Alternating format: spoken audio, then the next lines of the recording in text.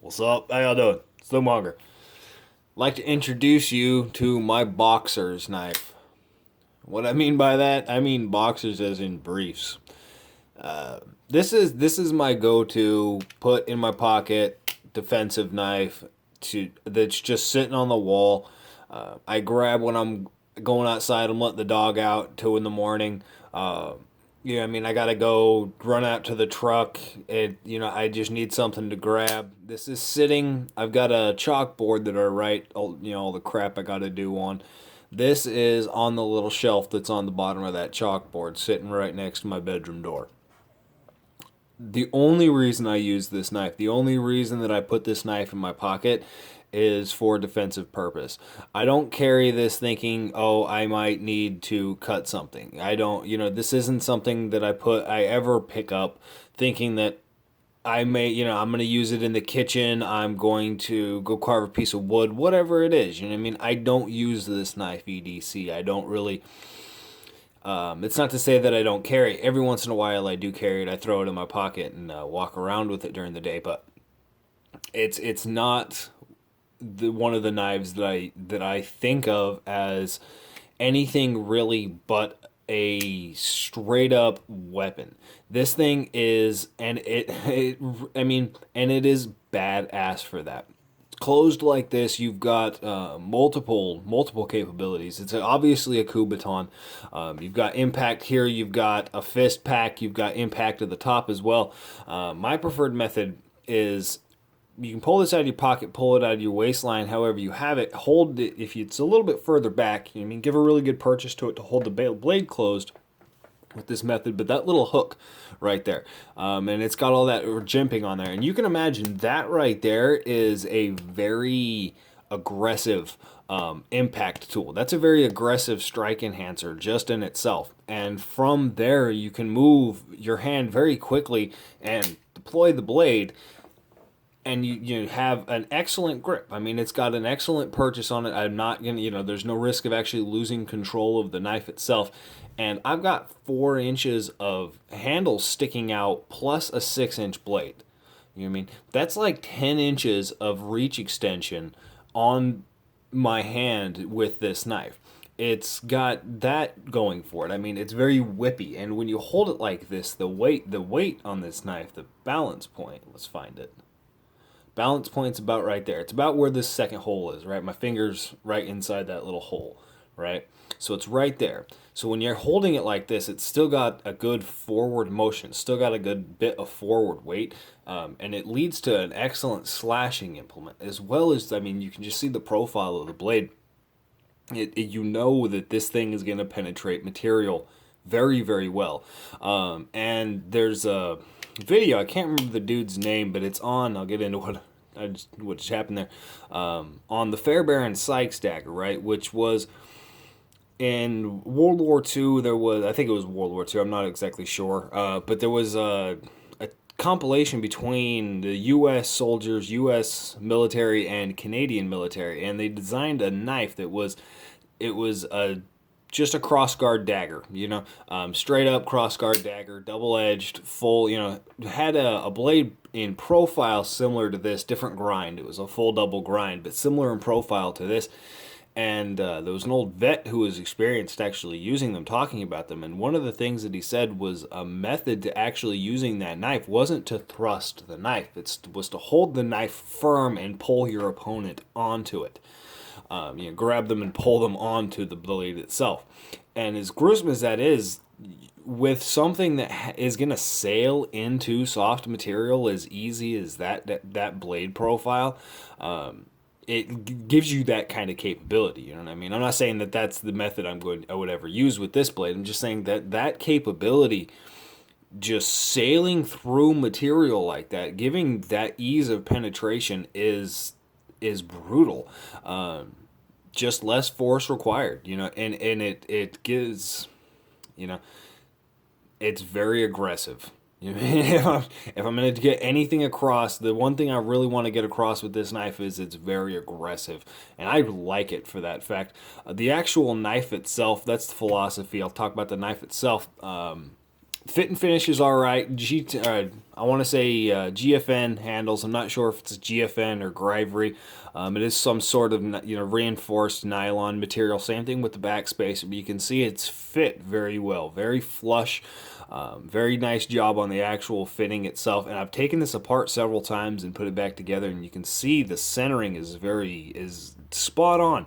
And that's impressive just due to the length of the blade. I mean, there's so much distance between the pivot and the tip of the blade. So if it was off just a little bit, it would be very noticeable. So it's still very centered in there, and that's with me disassembling it multiple times. So that's definitely a positive on the actual construction itself. It's got the little stiletto things, which are multi-purpose actually. You can use it to deploy the knife. I wouldn't actually ever suggest this in defensive scenario, but you can just kind of hit it on something like that, and it'll actually deploy the knife. I've seen people say that you can use that as a wave feature, but I mean, it works some of the time. You have really got to get your method down for that one. So I don't know about the wave, but it definitely works as an impact device. It's not fun to carry in your pocket, but it's definitely a brutal little thing. The lockup is fantastic. If I can get a good lockup. Right, the lockup is great. Liner lock mechanism. I can't remember the name of this specific liner lock that Cold Steel. They gave it a special name. Let me see if I can get this to come across.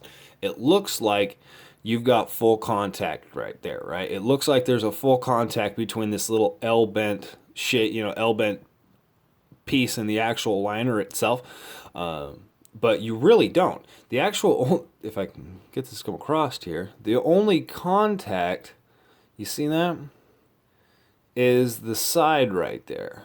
Let's see if I can show you up here. Right? So you can see where it's actually been making contact. Just in the center right there, because this has actually been carbonized. It looks like where it's been all beat up, it's actually carbonization, which is just an excellent thing that they did that. I mean, that's impressive that they can do that in a sub $100 knife. And if I get a full engagement, it actually goes full on engagement. That detent ball, see, it's not now. I've got a little bit of space, but I can open it up so I can get it. Hold on. You see that detent ball is actually sitting up against the liner. So that's full engagement. That liner is as far over as it can possibly be. So if it deforms if I get any wear on that actual liner itself, there will develop some blade rock. Some rock issues will develop because that it is fully engaged right now. And there's a little bit of stick when I engage it over that far. You can see when it's just resting. If I open it up slowly, do it really gingerly, it comes to about that point there. So there is some stresses. There's some tolerance issues, I want to say, somewhere in this mechanism. I don't know what it is. It could be the stop pin. It could be the pivot point. There's something in here that's give when I open it more forcefully. So when I put more energy into the actual blade opening, it pushes something out of the way. I don't know what, but it pushes something out of the way to move that liner, to give it the ability to move it further over. Because see, I can't even push it all the way into engagement. I can't even push it all the way over. So that it's not perfect there. It's not perfect, however, it does have a good lockup. Good, solid lockup, side to side, up and down, no play. And I slam this thing open. I don't open it like that. You see me, I pop this thing open. Bam. You know what I mean? My preferred method of deployment is because when I do deploy it, my hand is so far down. And that's a major negative with this thing. Is if you want to use the pocket clip, when you pull this out of your pocket, when you pull it out of your waistline, chances are you're going to have that exposed. If it's in your pocket, you're going to have that exposed. You're going to be grabbing it, Pulling it out, you have to walk up the blade to actually use that thumb stud. And as tucked in as that thumb stud is, it works really well. You can still deploy it really well. But it's high up there. You have to walk really far up this blade to actually contact that. And so what I've been doing is giving it a wrist flick, using it like a gravity knife, because you flick down and the blade opens up. I mean, because once it gets past that detent ball, you get enough force, gravity, force to get past that detent ball. That blade's moving pretty quick, and it's smooth. You know what I mean? It is a smooth action. You can see here, even with that liner fully engaged, you can see it is a smooth action. So that is my preferred method of deployment. And as well, in a defensive scenario, that's got some intimidation factor of it. It's like whipping out a coup baton, whipping out, like a collapsible baton.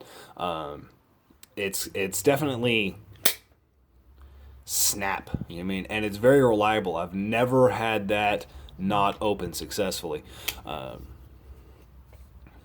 Yeah. Hold on. The biggest negative that I can come up with this knife is in closing it, because of the weight of the blade. You know what I mean? It is smooth. You know what I mean? It's got very little resistance in the motion, which is a good thing. But when I actually close it, let's see if I can get it to do it here. If it's past the detent ball, see, I fucked it up. Hold on. You see? I can actually almost get it to completely bounce and reopen. If I get it in the right spot, right? It's right there. Yeah, I just bounced this thing open. And that's not good for the knife. That's like knife abuse, what I'm doing right now. But it's not, it's dangerous. So when you're closing this, you definitely want to make sure that you close it. Swinging it, because I have the tendency, that's how I close it. You know what I mean? That's how I just get it past the detent ball and close it. But I do it gingerly now. When it took me a while to get the hang of not snapping it closed, so that it popped back out. So that's the way that I close it. Yeah, I broke my tip. I have no idea how. Actually, I don't know how it happened, but you can see what I did to correct it. I kind of gave it like a little tiny Tonto tip, right? So it's just reinforced a little bit. So it's got that secondary bend in the blade. There. So it's a little bit more reinforcement because I don't actually know what I hit that on. Give you a size comparison. Just because it's funny. It's a Benchmade Griptilian full size 5.57 and 5.53, excuse me, and Kershaw Leak. That's how easy it is to close an axis lock.